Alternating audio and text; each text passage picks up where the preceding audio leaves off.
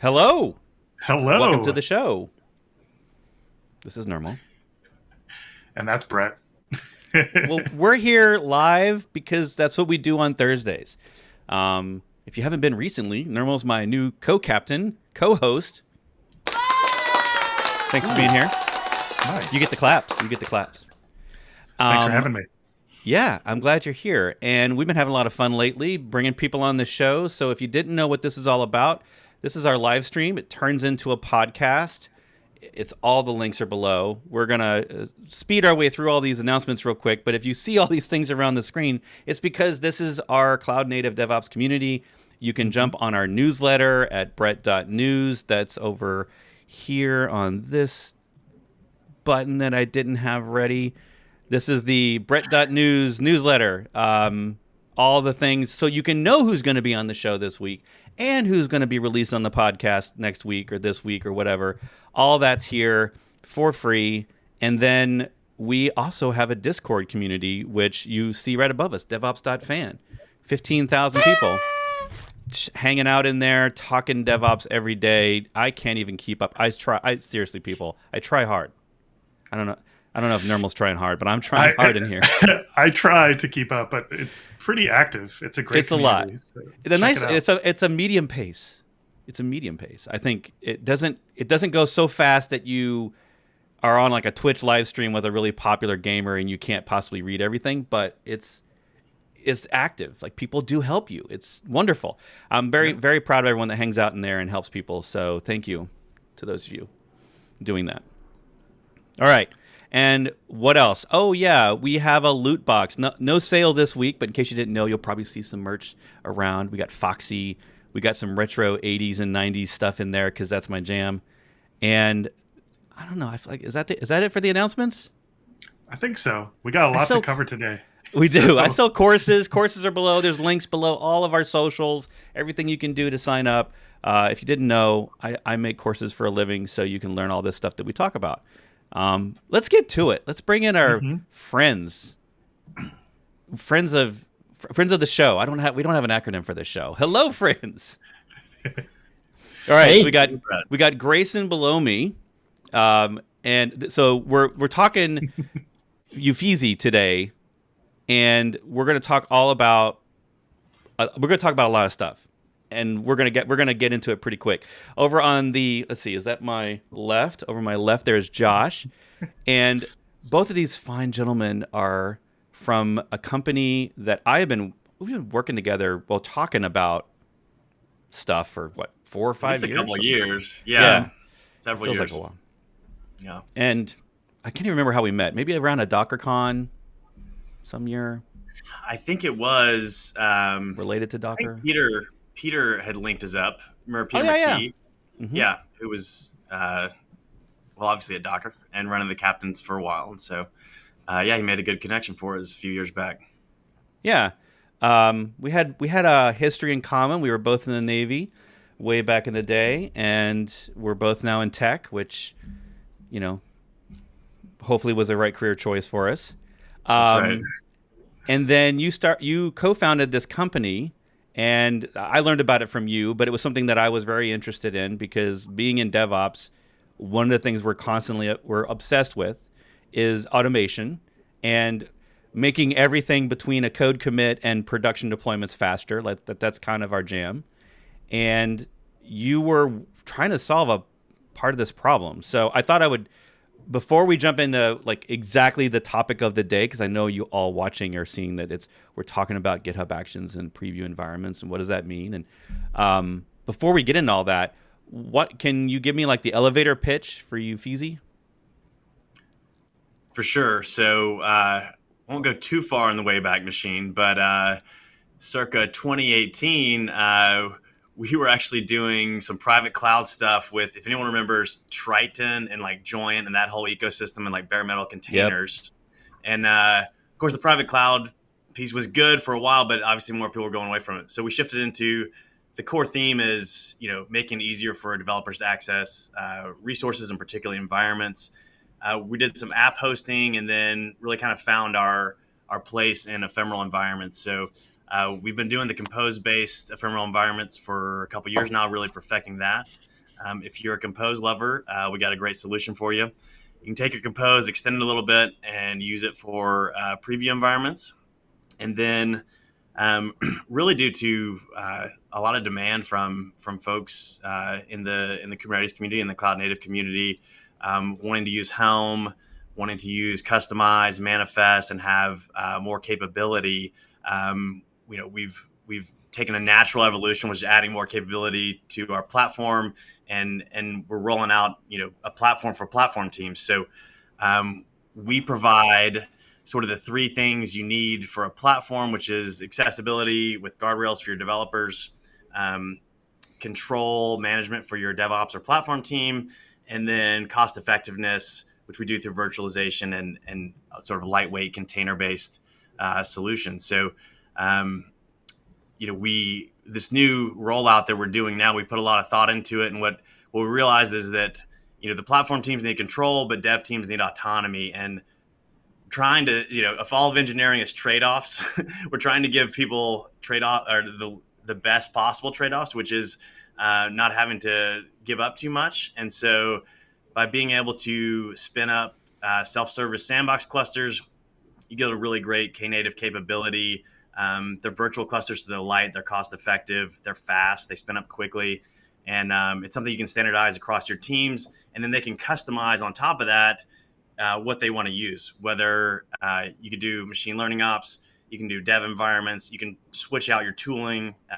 It's sort of future-proof in that regard. And so it's really the foundation, which where folks and platform teams can build from, out of the box. They're getting multi-tenancy, getting the secure element and the accessibility with control. So anyways, I think we're mostly going to talk about the virtual cluster capability today, but maybe reserves a little bit of time for the Compose too, because I know a lot of your audience likes that as well.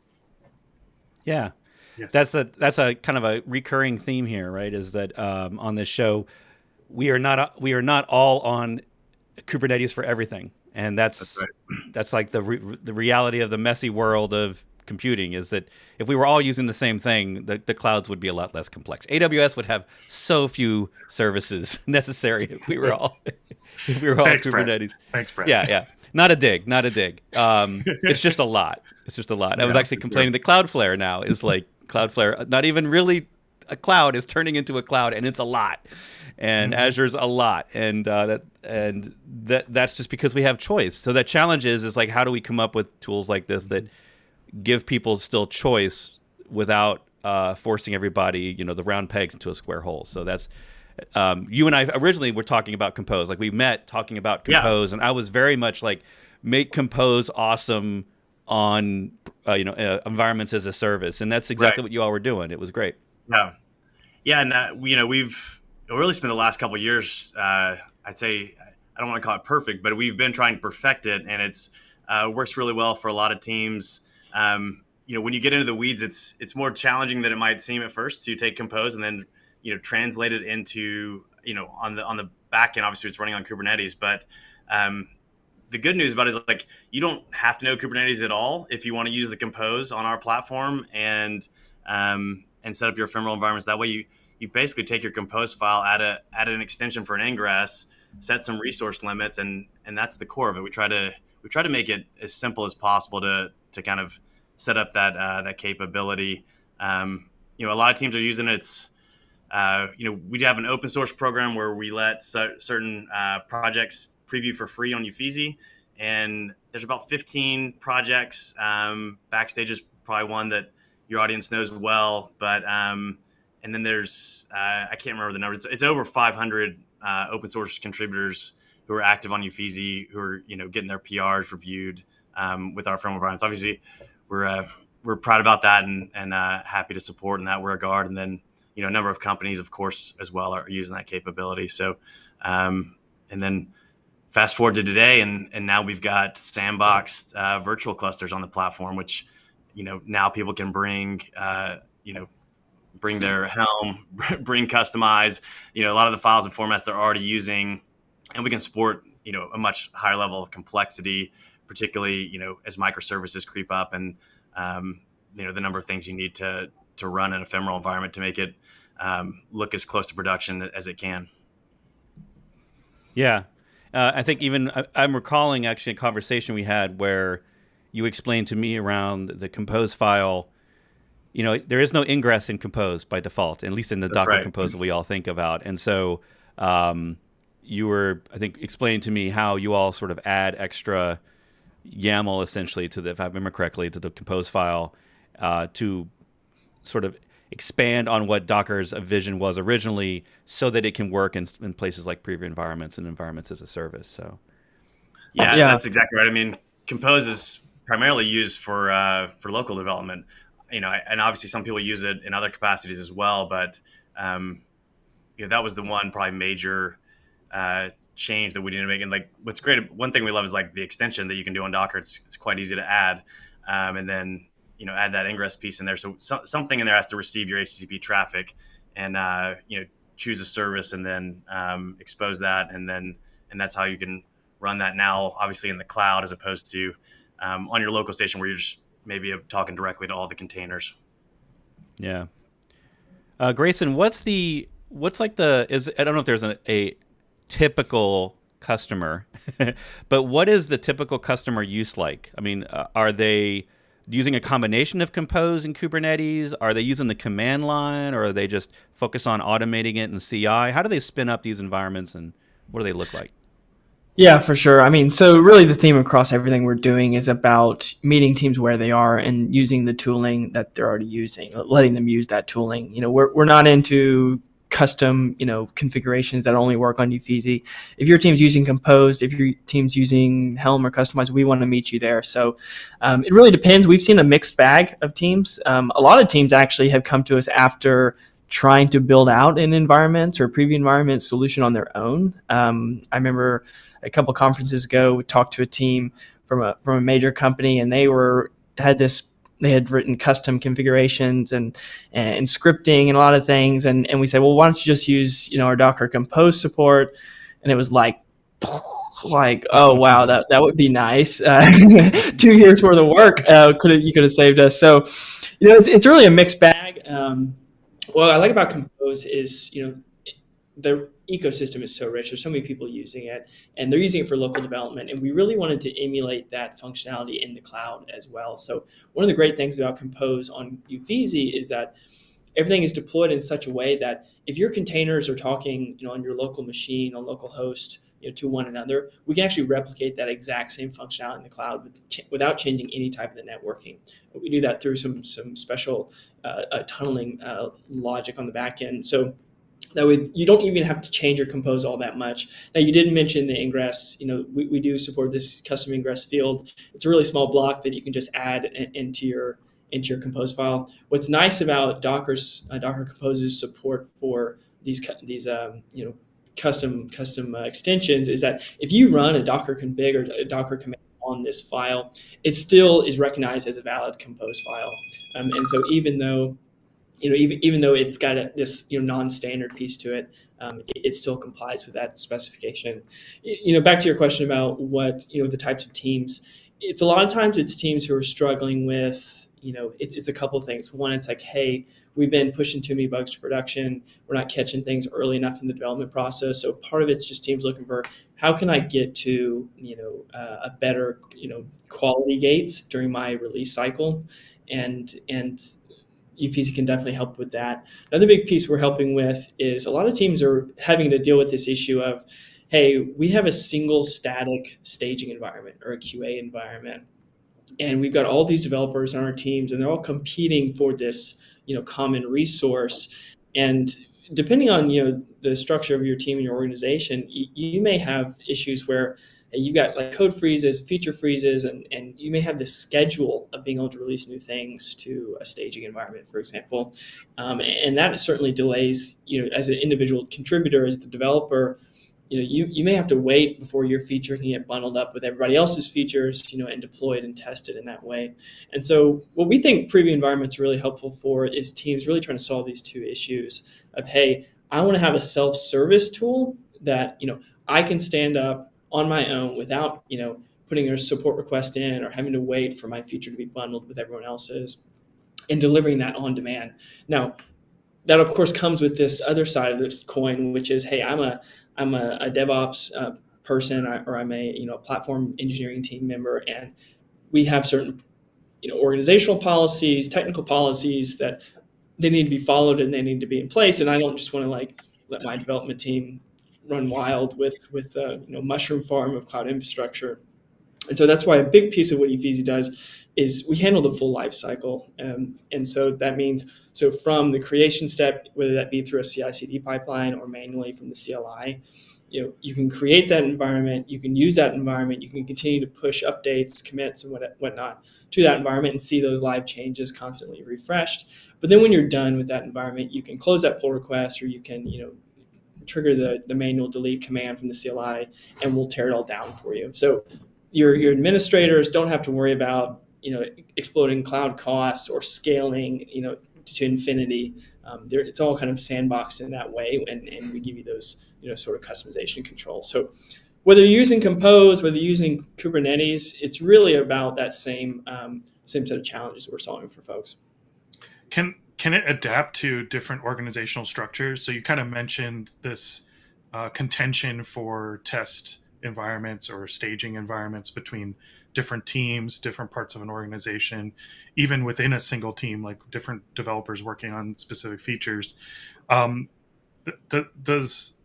that flexibility built in to kind of adapt to different structures and also providing security and isolation between different teams? Yeah, absolutely.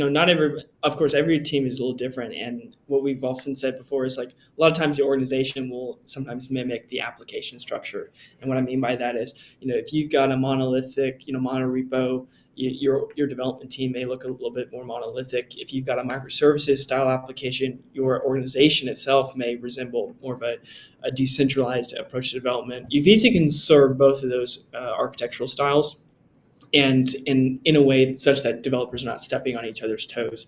So we can get to some of the details, but happy to talk about them. But the core feature, in addition to that lifecycle management that Uffizzi provides, is strong isolation between each one of these environments, as well as role-based access control and some other forms of control around the workloads. So when you're deploying, whether it be a Compose environment or a virtual cluster on Uffizzi, that is your environment. It is completely isolated from all your other team members. There's no data sharing. There's no, they're not talking in any way, whether it be at the hardware level, or at the network level. And so what this really allows teams to do is, whether they're a monolithic style or more of a distributed team, I can deploy, for example, my application, my branch. I can add some test data to my application and test my specific function in the way that I need to, without me having to worry about affecting one of my other teammates' development environment. And so that really is huge, because if anybody listening has ever been in a test or a QA role or anything like that, that data accumulation is a thing. So I can see artifacts essentially, or accumulate data from previous tests. And so I don't know whether the bug I'm seeing is caused from a bug in my code, or whether it's some sort of artifact of the data that was done before, or maybe it was a commit from another team member. And so triaging what the problem is greatly simplified if you can just have a single branch, your test data, and nothing else polluting it. And so really that helps you out a lot.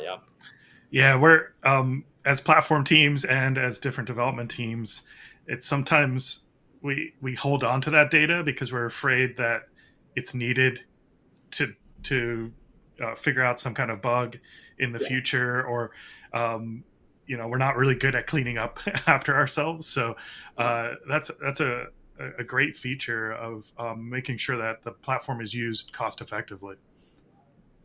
I mean, it wasn't really that long ago that we had teams of people managing temporary environments. We didn't even use ephemeral or these fancy words, preview environment. It wasn't that long ago I was working with companies trying, they were excited about containers because it was going to mean that these temporary environments didn't take one of their DevOps engineers 2 days to build. right? Because they were going to build it by hand. They maybe had some Jenkins jobs, would maybe set up some stuff, but it wasn't fully automated. And of course, there was always a part of the job that was broke because maybe the seeding of the database didn't always work, or there was always something. And so you would have to put in a support ticket if you were a salesperson, or if you, forget PRs. Like that was PR preview environments weren't even really possible unless you were Netflix. And so you were asking a team to build it with a support ticket, and you needed a couple of days advance notice. They were going to have to manually create a URL for the internet so you could access it, and it might be for a sales team or a pre-sales team kind of thing, or it might be for a support team because they had a customer with a problem on the product and they needed to recreate that exact version. And I just remember so many complexities that we're all now kind of drilling this down. I mean, we're talking today about it's a one-liner. Like if you get it all dialed in, it's maybe just automatic, or it's maybe one line, or it's it's 20 minutes, and it hopefully is completely automated so that you don't even need a human involved. That the person who needs the environment is deploying the environment, and that's just we've done that in less than 5 years. I feel like as an industry. Yeah, we saw so many people who were rolling their own solutions. We talked to like countless teams. Everybody was doing a little different. Nobody was really happy with what they had done. If you really pressed them, it was like, well, yeah, we have that. And it's like, well, actually, it doesn't work that great. Or yeah. Security team shut it down. And we're like, why are we out here reinventing the wheel over and over? And so that was a impetus for us open sourcing the core of Uffizzi.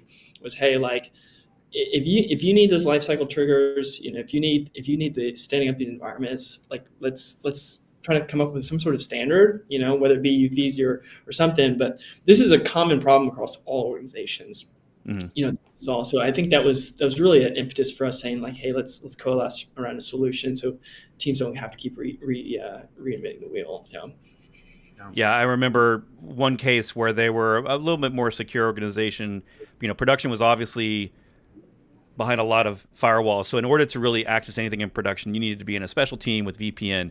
And then the preview environments weren't allowed to be there. So they were in another AWS VPC that I think was actually a completely different account. And you had to have special VPN to get to that because they didn't really know how to surface anything up to the internet in a safe way. So you had to be on that VPN, and that usually meant that a lot of people didn't have access to that. So you had to know somebody how to get. I mean, there was just so many levels beyond just how do I deploy my containers. There were so many other levels, esoteric limitations and restrictions that it was a real burden for them. And it really, I saw significant delays in supporting customers, selling to customers, and then just getting PRs approved because the environments were always a lagging, the environments were after all the work was done, and then days later, eventually people would get access. So you pretty much guaranteed the day that you were ready for everyone to test, assuming you have manual human testers, that whatever week you were in was not the week it was going to be approved because you had like days of lag before anything, and it was a real pain. I mean, there's no amount of Jenkins scripting can solve some of these issues when you have fundamental sort of infrastructure automation problems, I guess.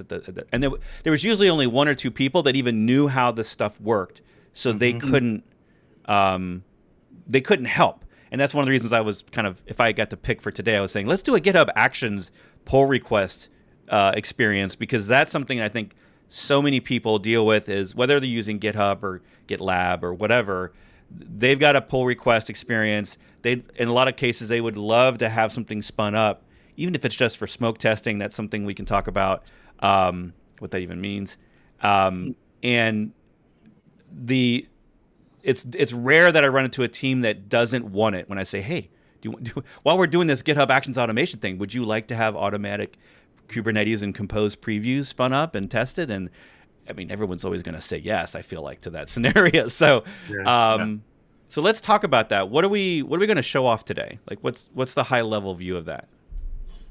Yeah, sure. So what we're going to do is, as you mentioned, we're going to start with the GitHub Actions, and I can show you in just a second, but we're going to open a pull request. It's going to kick off a series of GitHub Actions. We're going to deploy a cluster to a cloud environment. In this case, we're going to deploy it onto Uffizzi Cloud. Uffizzi also, you can install that on your own infrastructure as well. So those options are both available. But today we're going to be doing it on our cloud provider. Uffizzi is going to handle all the networking and a lot of the complexities there. And by the end of that process, we're going to be posting a comment back to our pull request issue with some instructions about how to use that environment for test purposes. We're also going to run some Cypress tests against that environment, and we're going to see those hopefully passing. So if that's the case, we can merge that PR. I'm also going to show you from the command line how you can do this manually. So we've got those two options. Yeah.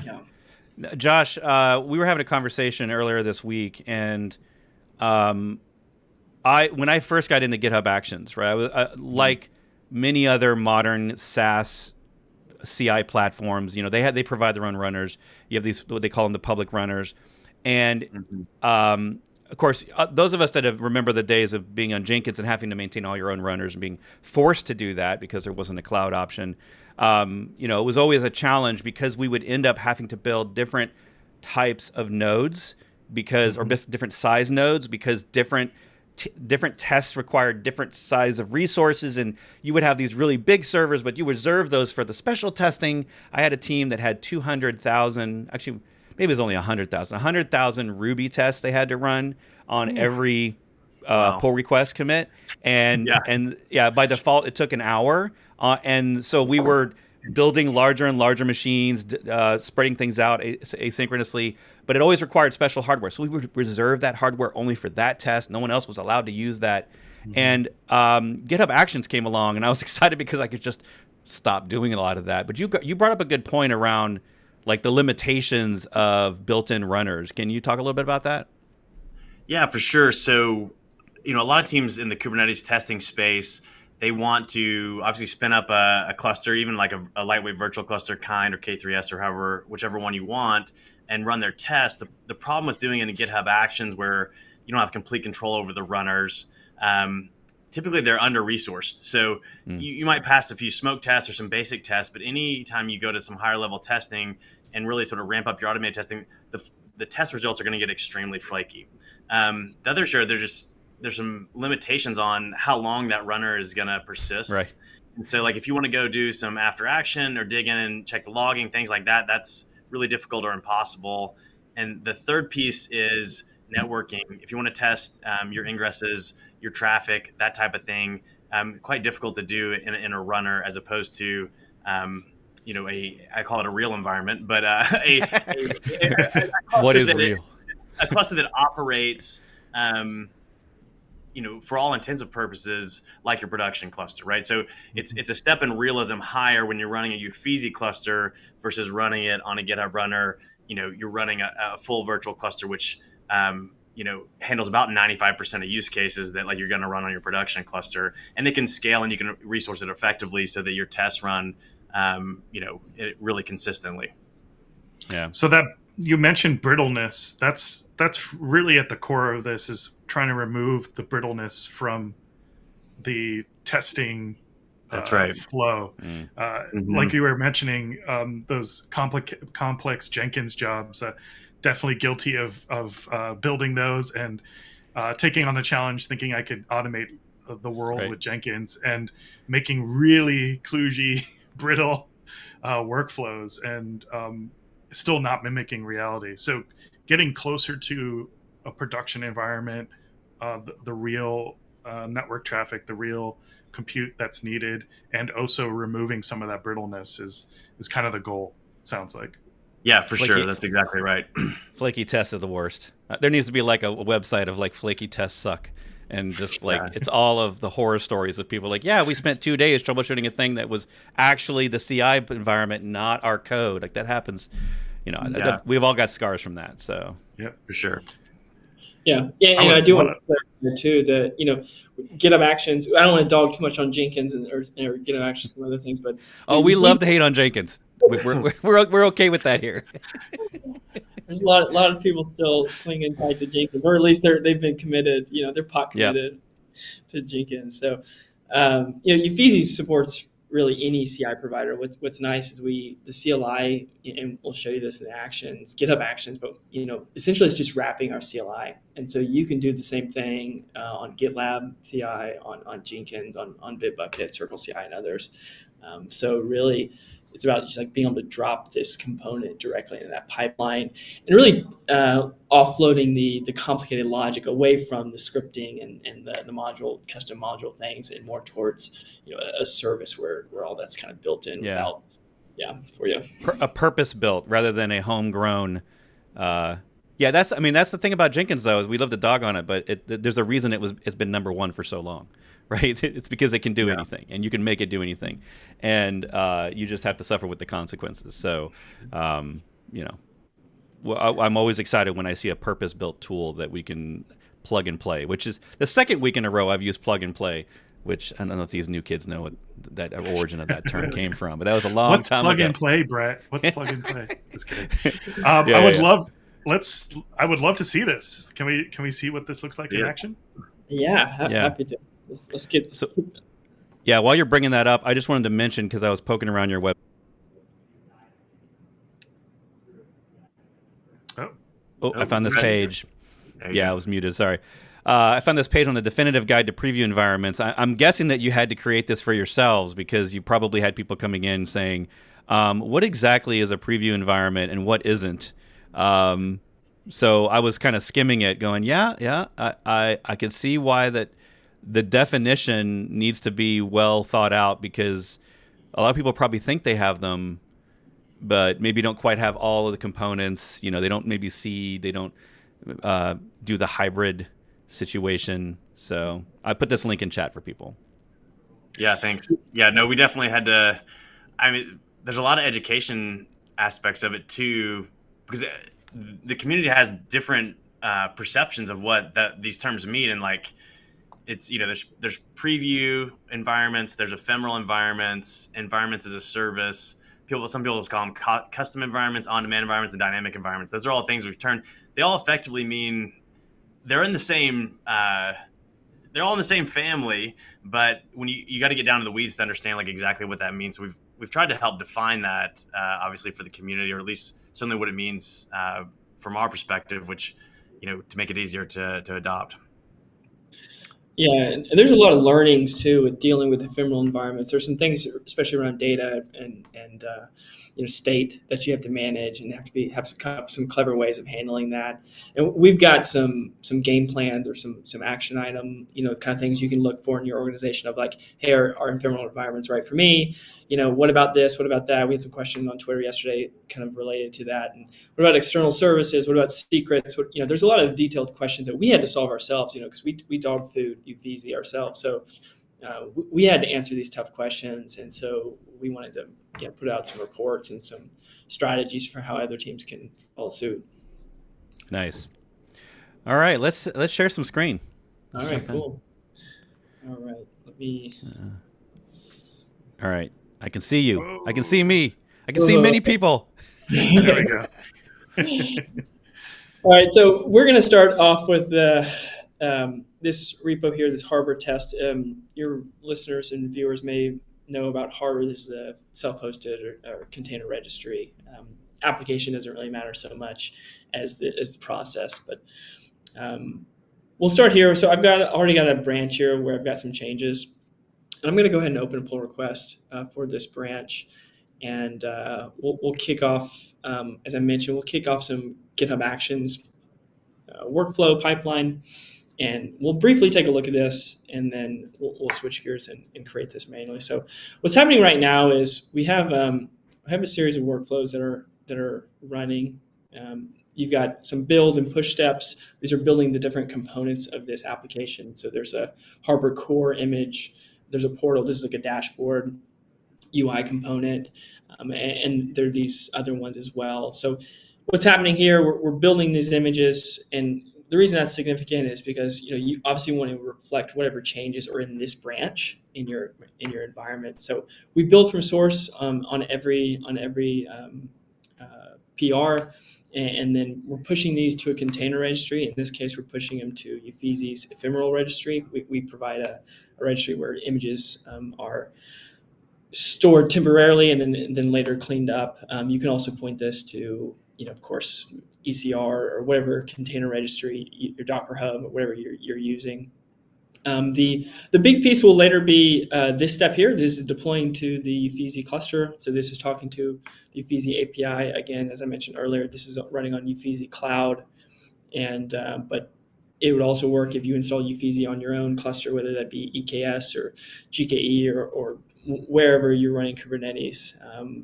You can run the API server, the Uffizzi API server, and you can point Uffizzi to that as well. And then finally, it's going to kick off some Cypress tests and make sure those run. So as Josh mentioned and we alluded to earlier, instead of running these within the Git flow runner itself, these Cypress tests are being run against the actual cloud-hosted endpoint, which we'll take a look at too. So while this is running, it'll take a few minutes. This is a pretty large application, so the build steps may take a little while. So we're going to switch gears and look at how to do this exact same process, but from the command line. So Uffizzi, we have a Uffizzi CLI, which you can download from our website. Go to uffizzi.com, follow the signs to the documentation. There's an installation guide along with a quick start where you can see how to quickly get started. So I'll go ahead and just kind of give a quick orientation about how it works. You can run a Uffizzi login command. This will open up a browser, and you can log in Uffizzi or create a Uffizzi account. So you don't even have to go to uffizzi.com. You can just download our CLI and get started there as well. I can configure this CLI to point to self-hosted installation as well. Again, this is pointing to our Uffizzi cloud account though right now. So I'm gonna start just by creating a cluster manually. So I'm gonna say Uffizzi cluster create. I'm gonna give it a name. Let's just call it my cluster. And I'm gonna tell it where my Kubernetes config file is, which is just in your standard location here. And then finally, I'm gonna tell it to update my current context. This is going to essentially allow me to run kubectl or Helm commands, without pointing to this context of this cluster I'm just creating. So there we go. I'm gonna hit that and take a few seconds. Normally, anywhere between 30 seconds to a minute, we'll create a cluster. So this is again talking to the Uffizzi API and to give you a bit more understanding of how this is working architecturally. So Uffizzi API is a Ruby on Rails application that's installed on the host cluster, and that then talks to a Uffizzi controller. That's a Golang application, and that Go application then has a service account set up through the Kubernetes master API, and then it can communicate with that master API and create the services as their requests are received. We also have a operator that we've implemented so that allows the cluster can, once it gives those, it defines a uCluster custom resource definition. That operator will essentially kick into gear and actually implement those services that are being defined here. Just so that everyone is clear, and I know this is in the name, but this cluster it's not like a new Kubernetes cluster like on hardware. This is running on top of an existing Kubernetes cluster, correct? Yeah, absolutely. Yeah. I should clarify that. So Uffizzi is virtualizing these clusters. So you can install Uffizzi on a physical or a host cluster, and Uffizzi will provision a namespace per cluster, and then we'll install a full installation of Kubernetes within that namespace. So we're actually locating the control plane. That includes the API server as well as the other Kubernetes resources. And there's a big advantage of doing this over data plane virtualization. So, without going into too much detail, with the data plane, you're only replicating sort of the data resources, which means that if you're trying to do this in a multi-tenant fashion, so for example, let's say I'm a platform team and I want to provide, virtualized clusters to my team. If I'm just replicating the data plane, I'm having to manually implement, resource sharing, quotas, permissions, and roles, all that. Essentially, having to re-implement a lot of what the API server, the Kubernetes API server, is giving you. But by essentially copying an entire installation of Kubernetes into these namespaces, you're getting all that management out of the box.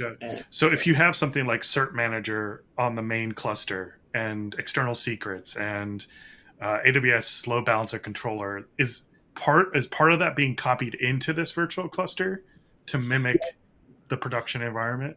Yeah, so if you've got a collection of manifests or Helm charts or whatever, just about everything in there can be applied and used in this cluster. So it looks, smells, feels, tastes just like Kubernetes. So your developers, you as a developer, you really don't know the difference that you're not running in a physical or a host cluster. There are some limitations. We don't allow access to the underlying compute nodes. Of course, that kind of breaks the multi-tenancy model if we allow that. But for the vast majority of use cases, everything across the surface area of Kubernetes is supported. Yeah.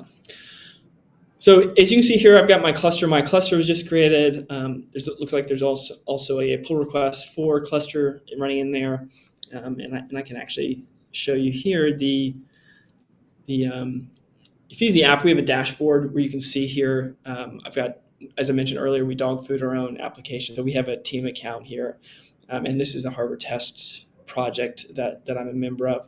I can see here that my colleague Gopal, he's also got a pull request open for this specific application, this repo, and there's one I manually created. And so if you're an administrator or a senior person on your team, you can go in here and get a good overview of like, hey, what's been created, how long has it been created, when, who's been accessing it, and that type of thing. So giving folks that standardization and that control and that oversight into what's being created for these individual clusters. And so let's double check that my context was updated, so I can say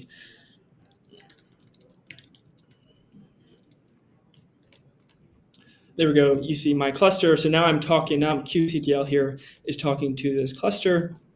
So I can continue to run any kind of kubectl or Helm commands or whatever I want to here.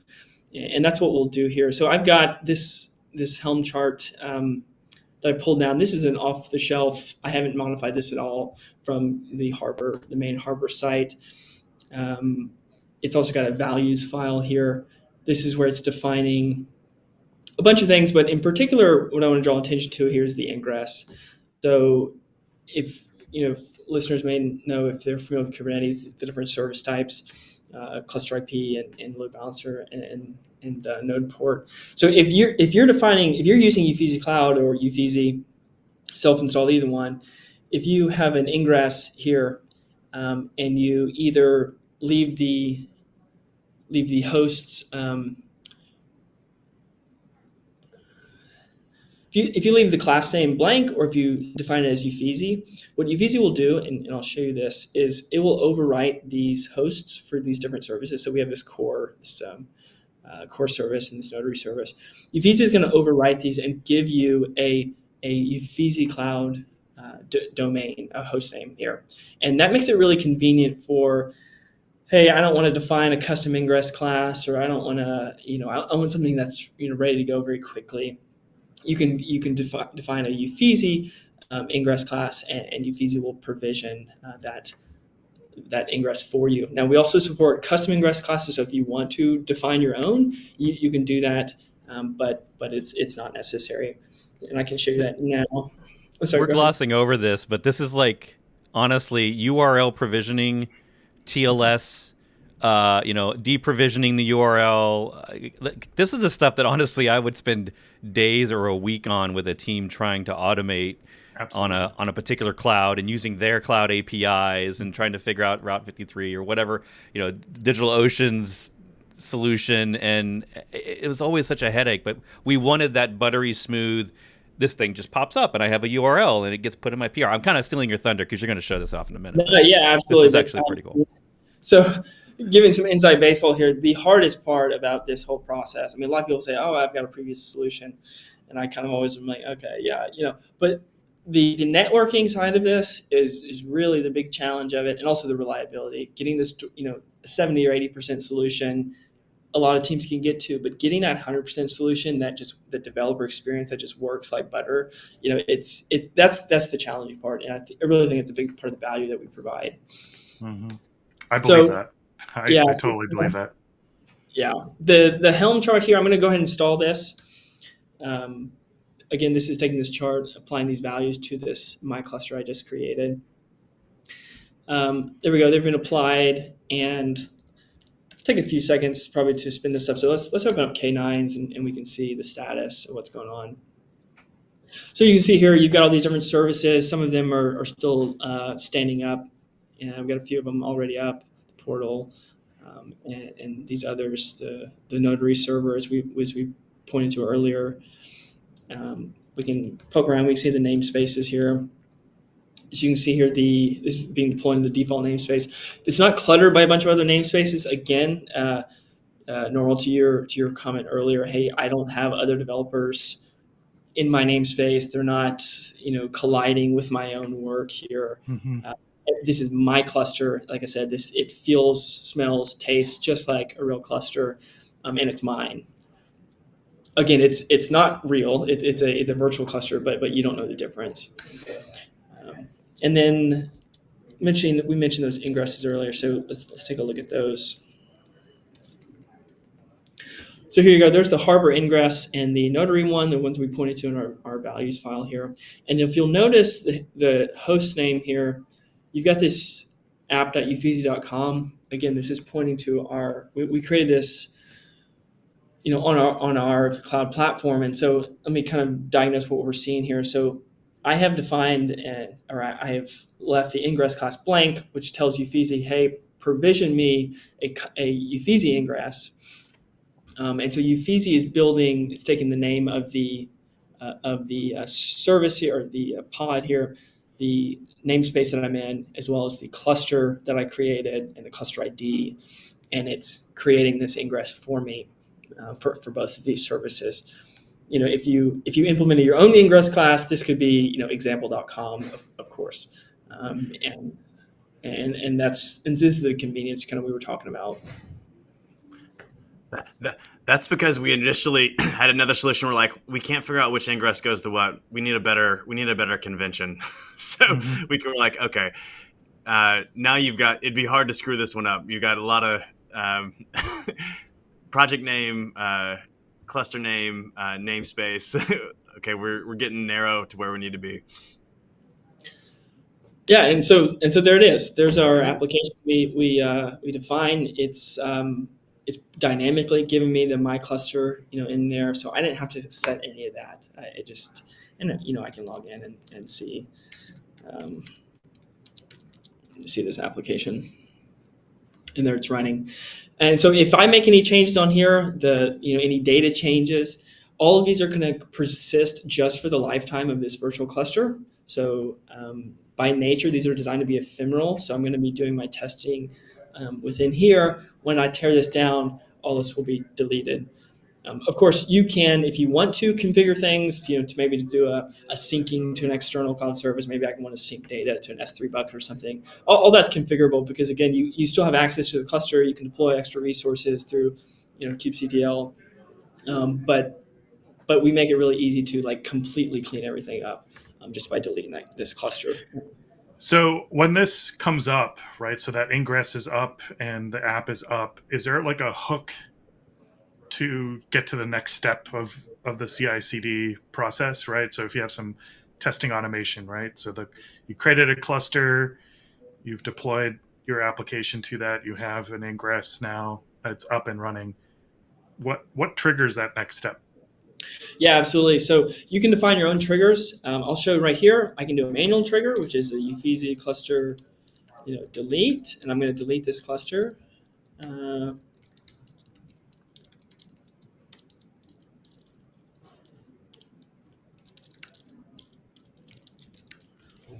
And so this is a manual deletion from the CLI, and we'll switch back over to Harbor and check in on that PR that I opened earlier, and we'll talk about the hooks there. So that cluster was deleted. And so let's hop back over here. And so if I hit refresh, I should get a 404 here. And then this, this thing is timeout. Yeah, or something. So that one's dead. So it's gone. If I go back in here to to my pull request here, it looks like it's done. Great. Let's take a look at the comment. Okay, so it posted this comment here, Uffizzi ephemeral environment virtual cluster. I can see here it was named PR8. This is named after this pull request number. And actually, if I switch back over here, I should be able to see it. I'll see this because it's part of the same project that I'm in. And there it is. There's my pull request 8. If I hop back over to our dashboard, I should similarly be able to see it. There it is. You can see I've deployed it here, and Gopal's cluster is still there as well. So those are again isolated, but they're both still there. And then here's some instructions on how to actually connect to this cluster. So I can take this command and I can run that locally. And so I can connect to this cluster that was created from the GitHub action. Yeah, a related question we have in chat is the preview environment open to the world, or is it behind a Uffizzi auth? Yeah, that's a great question. So out of the box, it's open to the world. That's part of what's included in the open source version of Uffizzi. Uffizzi Enterprise and Uffizzi SaaS offer some business functionality. So things like role-based access, but one of those is password protected environments. So we do offer that currently for our Docker Compose environments, and we're rolling out a solution for virtual clusters as well for teams that, hey, it's like, hey, I don't want to expose these services publicly. Now, of course, a lot of applications have some sort of like login functionality, which offers an additional layer of access control. But we know that some teams want to be adding a Uffizzi auth layer, and that's going to be rolling out here shortly. So yeah, great question. Yeah, I was curious. How does this change if you're testing something that's Kubernetes, but it maybe doesn't have a web front end component? I mean, I'm just trying to think. Imagine like how does that change? If there's no Ingress even listed, I guess you're not posting a URL and describing. So we're describing an application here that has a front end, but it doesn't have to. Maybe you're deploying just an API or just a type of service.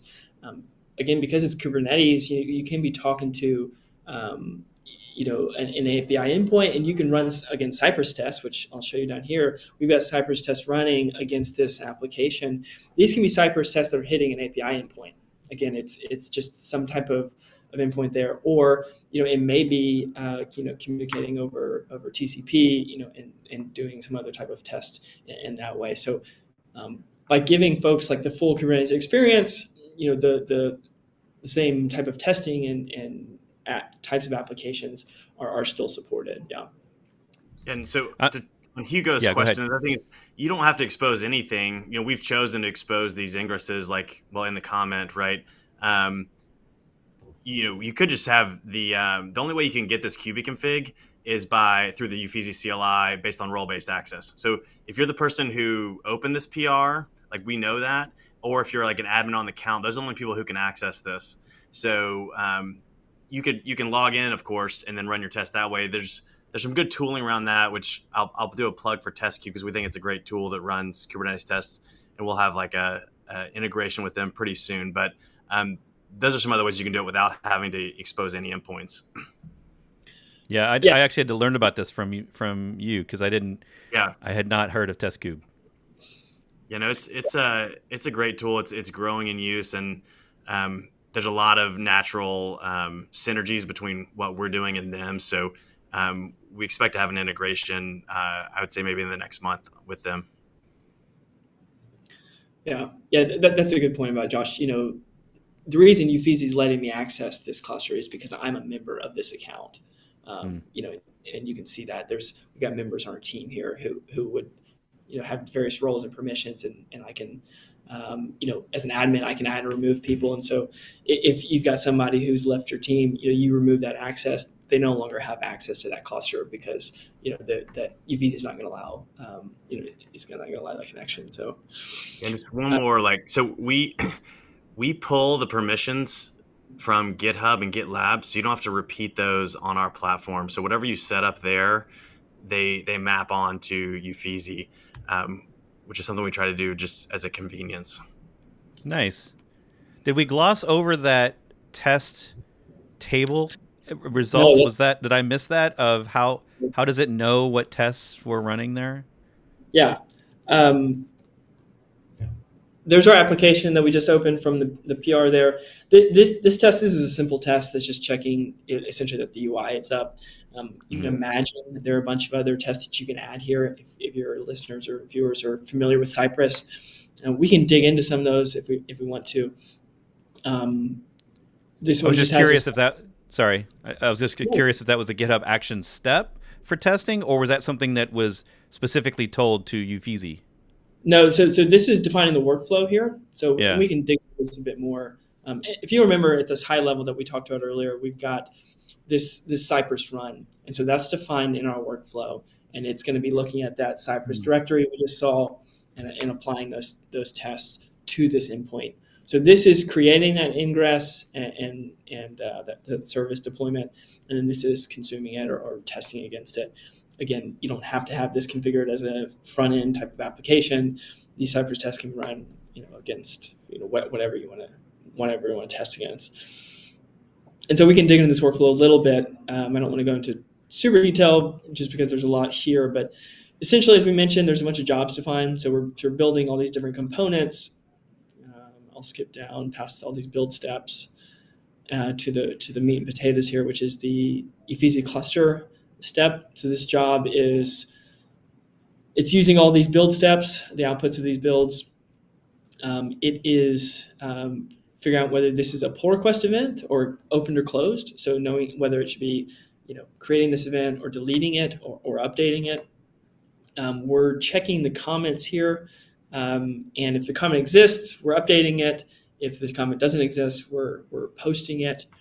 We're creating we're getting the pull request number, and we are dig that a little bit more. Creating the cluster right there, it looks like. Yeah, creating a cluster here. Yep. So we're using. Let me find the exact spot here. So right here, you can see the cluster name is being PR- the GitHub pull request number here. This action is what I was talking about here. So this step is referencing this repo. This is a cluster action repo. It defines all the inputs that are needed for Uffizzi to spin up this environment. One of the things I'll draw your attention to here is, out of the box, this is configured with Uffizzi Cloud, but again, you can define a different server if you want, if you're self-hosting Uffizzi, for example. And then this is the comment that's actually posted. And then once this happens, then we apply a Helm chart. And there's a Helm, if you can see over here, we've got this values file and the chart that we're pulling directly. So we're pulling the chart in, we're applying the values that we built all of these different components, the hardware core and the portal and all these different things. We're pulling these images that were built and we're substituting those into the values file. And we're doing that through a customize edit process. And so we publish actions and reusable workflows on both GitHub and GitLab, and we maintain those so that people can just plug and play. If they need to modify them, obviously they can, but we try to make it is again user friendly to grab those off the shelf and get up and running. Yeah, and Bret, to answer your question more directly, so here's that Cypress step here. So it's using this previous job. It's checking out the action here, and it is running this is a Cypress GitHub action that we've got where the test results are being output and posted as a comment similarly. So conceptually very similar, using the Cypress file that's in our directory here with the tests that are in there, and then posting those results back to the PR. That URL. Oh, go ahead. I was just going to double tap the so what here is that, this is a virtual cluster running on Uffizzi, which has robust resources. It has the full networking stack. And so you can imagine, for a demo, we just have some basics or like a single Cypress test. Imagine dozens, hundreds, thousands of tests that need to get run. They're not going to be brittle when they're running against a Uffizzi cluster. Whereas if you try to do this on a GitHub runner, you're going to have a lot of problems there. And is that PR number how consecutive runs of this workflow get identified to the particular Uffizzi environment? Is that, or that's one of the ways, I guess, or? Yeah, we're naming these clusters based on the naming of the PR. You can name them based on whatever you want, but that way it makes it easy. If, for example, if you're in the Uffizzi UI, you can figure out which one is associated with which PR. Yeah, because I've had to do this the hard way on GitHub Actions, where I've, like we talked about earlier, I've set up a K3S cluster. I've waited for health checks to pass or whatever, but anytime I was going to do long-term testing or long-running testing on it, I never got GitHub Action runners stop as soon as the job stops. So, I mean, they technically get destroyed, the public ones. And so I would never really get a chance to debug the cluster or to dive in and see anything. I only had the GitHub Action logs when that PR run was done.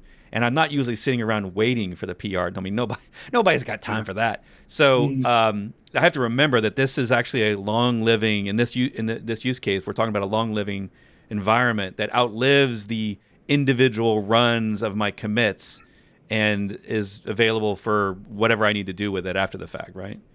Yeah, absolutely. Exactly right. You can I can connect to this exact one that was created from GitHub Actions, but from my local workstation. So I can run all those. This again goes back to meeting teams where they are. It's like, hey, you're using kubectl, you're using Helm, you're using Customize. You can use those same tools, bring your own tooling, and talk to these clusters again, because they are, for all practical purposes, they are real clusters. Uffizzi is just really providing a convenience for the networking and the role-based access and the lifecycle triggers as well. Yeah. But otherwise, you're in control to do what you want with them. I should mention, by the way, in chat, 'cause for those listening to the audio podcast, we were talking about the accessing this cluster or any endpoints or whatever you need to do in the cluster. And regardless of all the other options you have with Uffizzi, Adam was mentioning that you could always use kube control port forward or any standard kube control command line or tooling there because these are real Kubernetes clusters. So that's right. Yeah, and then coming back to your question earlier, what are the other triggers? So I demonstrated how to do that from the CLI. I can also merge this or close the PR. Even one is going to tear that environment down because we've got this delete action. So I'll go ahead and merge this. Let's say this looks good. Let's say we tested this. I'm looking at the hardware application now. Let's say, oh yeah, it looks good. Let's go ahead and merge it. That's going to kick off a series of jobs. A series of actions here. Again, we've already defined a Uffizzi cluster delete action, so we're watching for that GitHub event. It's telling this workflow to kick off this job, and it's going to delete that cluster. So this way, you really don't have to worry about orphaned environments and things just persisting long term. And yet another problem of years gone by of sales environments that live for 3 months and no one ever picks cleans them up, or Epic's closing or merging, and then someone's now getting a support ticket to manually go tear it all down, and they don't get every single piece of the puzzle. Yeah, we didn't have this question in chat, but something that I was curious about before, real quick, is the last question because I know we're running out of time. Is what happens? What do teams do when they don't have everything in Kubernetes? I mean, we're talking about GitHub Actions here. This is the demo I wanted to keep focus on. What do they do? Like, if they need some RDS behind the scenes, or they need a Lambda emulator, are they using emulation with like the local stack? Yeah. Are they? So yeah, local stack is the go-to. Just because we've gone down the route of everything is containerized here, which it makes it fast and it makes it lightweight, and that's the route we've chosen. There's other tools, of course, where you can automate Terraform and stand up those instances, and those work great, and they're good for certain teams. The drawbacks, the trade-off for those is, it might take 20 to 30 minutes to stand up AWS managed services and like get them all connected and get your VPC and all that working, and that also has like a tendency to be a little bit flaky too. So and you may have to go debug the setup piece. But so like that's a way. There's a way you can do that and get the real services. But so certainly folks on Uffizzi use local stack to emulate S3 or SQS or like whatever the common services might be. Of course, RDS is Postgres, and people do that. So yeah, we get a whole category of questions related to this. If I can add to that a little bit, is it's like, what about my database? What about this service, pub sub service? I think we got a question about recently. What about this, that, or the other? And I would really encourage people to think like, well, how do you solve that problem locally?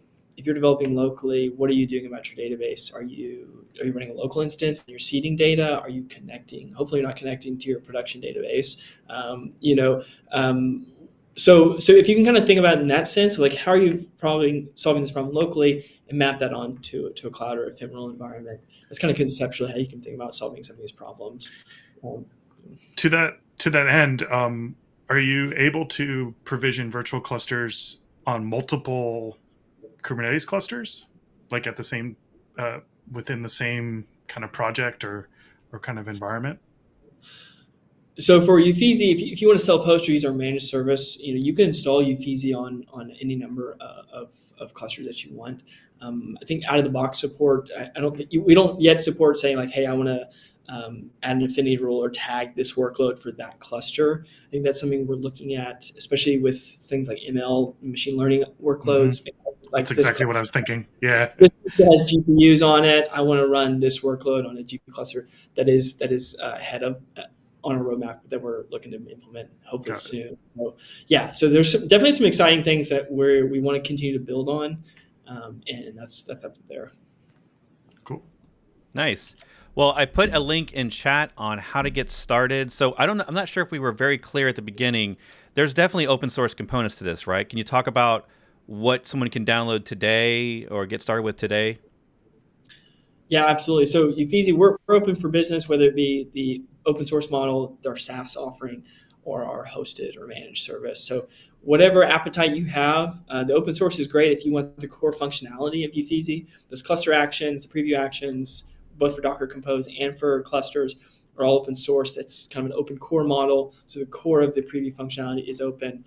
The two proprietary services, the SaaS version and the enterprise offering, that layers on business functionality. So things like better role-based access controls, those password-protected environments, a sleep function. So if you're self-hosting this and you want Uffizzi environments to go to sleep and not be burning through your own resources that you're paying for, we also offer that functionality as well.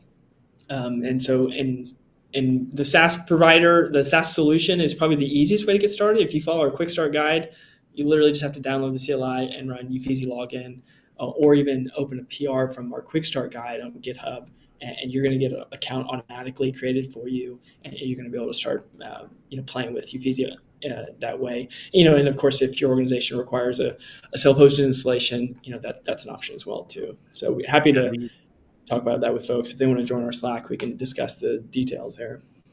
Yeah, I was just gonna definitely the quickest is, so we have a starter tier for any new account. So you can set up a personal or org account, and you can run 2 concurrent environments. They do go to sleep and are deleted after time, but the purpose is, well, small teams or people who just want to learn and play with it. And then also you can set up your proof of concept before you have to put your credit card in. So make sure that you're happy with it. And lastly, I'll just say, if you're having issues, join our Slack. We got a growing community and a lot of helpful people in there, so we can help you get your issues solved. Perfect. And of course, with the question just under the radar, Hugo asked the last question. I'm going to see if I can answer it based on what I've learned today. It says, I have 2 GitHub projects, one front end and an API, and I want to preview the front end environment, but it depends on the API. Will Uffizzi be able to spin up the API whether I PR my front end? My thought is yes, because if you have a Helm chart or a customize, my favorite is customize, and if that's how you're defining these environments, if we're talking about Kubernetes, did they say Kubernetes? They didn't say Kubernetes, but let's say it's even Compose. If you have those things, you're just really telling Uffizzi about that infrastructure YAML, right? And then it's going to pull whatever it needs to do that, right? The images pre-built from the other repository. I'm actually guessing here, but I'm going to see if I'm right. No, we just pull in whatever images you tell us, right? So whether it's the one you just built or the one that's in your container registry, yeah, you can absolutely do that. You open the PR on the front end and then you pull in, you just say which API image you want to run into, which is probably maybe a certain version or maybe even your latest. That's how actually several teams do that. Yeah. Some instructions in our docs about how you can, like a front end and back end, each environment has access to an environment variable, Uffizzi URL. And so, for example, if your front end needs to talk to your back end, it can make that available. And so that, that React front end or whatever can talk to your API endpoint. Good. Perfect, Hugo. Thanks for that technical question at the end. I love it. So thank you so much for both being here, Grayson and Josh, and of course Nirmal. This has been a great show. Obviously, I'm excited about pull requests and automating smoke tests, all the environment things. That's why I made a title of this show like PR environments for everything, because I think a lot of us, not everything, obviously CLI tools maybe can't have a preview environment if you're building a Go CLI or something. But a lot of us, I think, really need a simpler automated solution, whether it's on our own hardware or in the cloud, for setting up these ephemeral environments for a lot of different use cases that I've dealt with over the years, not just PRs, obviously. And I'm excited that you all have continued the pace of adding features and functionality, and I'm looking forward to the test kube stuff. And you're going to be at KubeCon, right? I think, and we'll see each other then. So yeah, we'll see each other. It's great. We get some deep dish together, maybe. Nice. I'm looking forward to it. Well, thank you, everyone. Of course, this will be a podcast in the future episodes. If you didn't know that we have a podcast, links below. It takes a couple of weeks maybe to get the podcast caught up, but go check those out. And we will again be back here YouTube Live next week, like we are all Thursdays, talking about cloud native DevOps. Thanks, everybody.